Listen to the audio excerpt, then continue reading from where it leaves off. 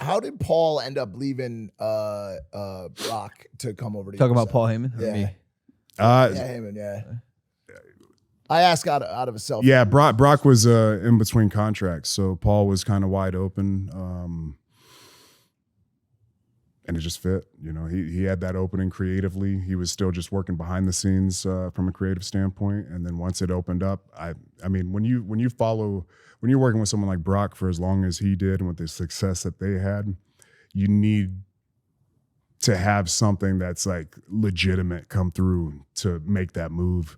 And I think I was really the only one that he wanted to work with. Otherwise, I think he would just stay kind of plugged in and be helping from an overall directive standpoint. But yeah, once he knew, oh, I'm going to be with Joe, it's all good. I'm going to be with Roman, it's all good. Then we knew it was on. Have you learned like a lot from Paul just from all the time that he spent with Brock? Oh, I was learning from Paul before I was with Paul. You know what I mean? So, and he was with my family for decades before I even got into the business. So I'm always learning from Paul. I mean, and it's not even just like, you know, wrestling stuff, like business stuff. I pick up stuff as, you know, just talking father to father. There's a lot of different things you can learn from a Paul Heyman because there's the life experience, and especially within our business, he's just been at the very top of that mountain for so long as a promoter, as a talent, as a manager. There's just been so many roles that he's fulfilled, and he does it at an elite level that it's hard not to learn from someone like him.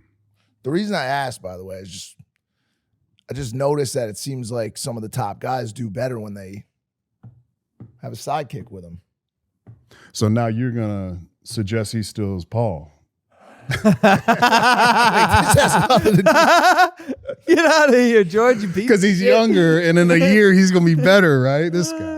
Paul Heyman gave me some advice backstage, and I've been watching, good. like I said, a lot of WWE docs, and that he is, I can say, hands down, probably the most animated human I've ever seen in my life. He looks like when I'm watching these documentaries, it looks like he's cast because he's a character. He looks a movie like character. Like a movie character. Like every agent manager is made to look like Paul Heyman looks and acts in real life. Mm-hmm. But yeah, it's been so cool to be amongst the presence of people who are dons in this business backstage. You know, that's all.